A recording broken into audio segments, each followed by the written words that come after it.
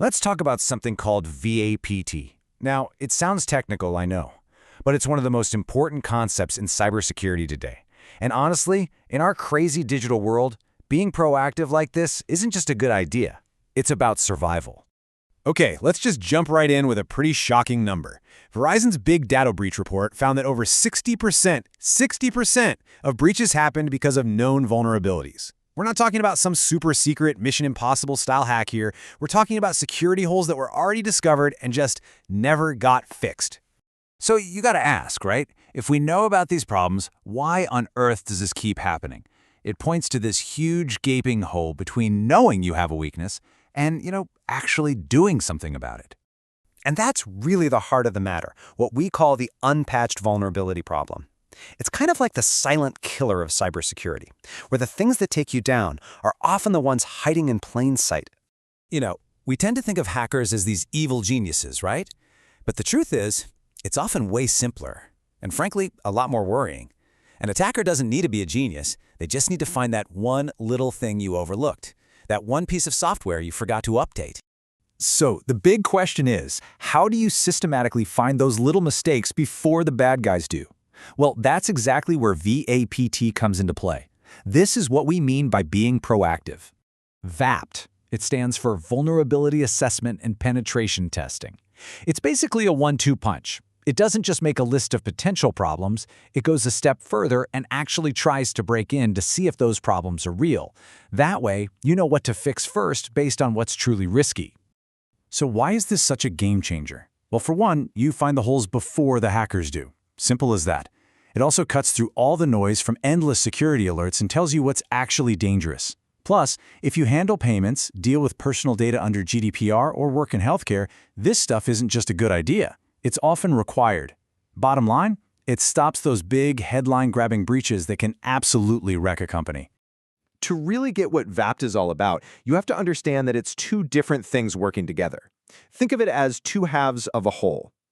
And I love this analogy. Think about securing your house.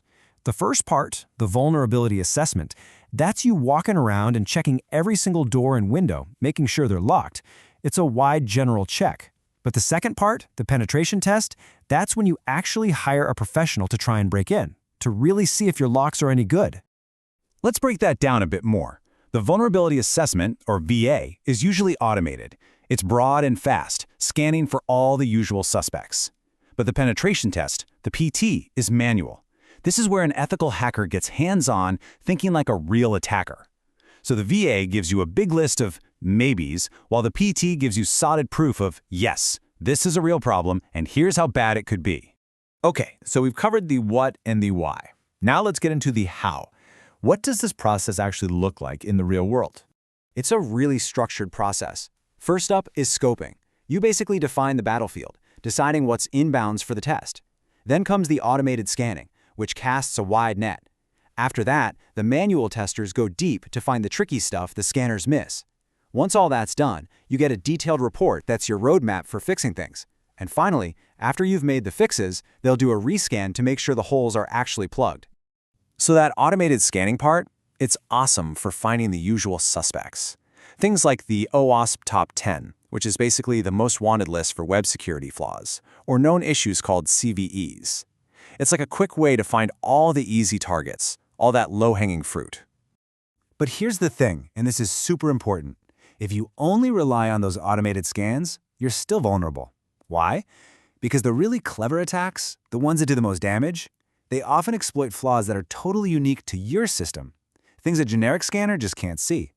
And that's where the human element, the manual testing, is absolutely critical. A real person can spot flaws in your business logic. They can figure out how to bypass a login page or turn a regular user account into a super admin. And this is the big one. They find chained exploits. That's where they take a few small, maybe even low-risk problems and chain them together to create a huge breach. One tiny clue leads to another, which leads to another, and suddenly they own the whole system. And make no mistake, this isn't some chaotic, random hacking. A real-deal penetration test is a super methodical process.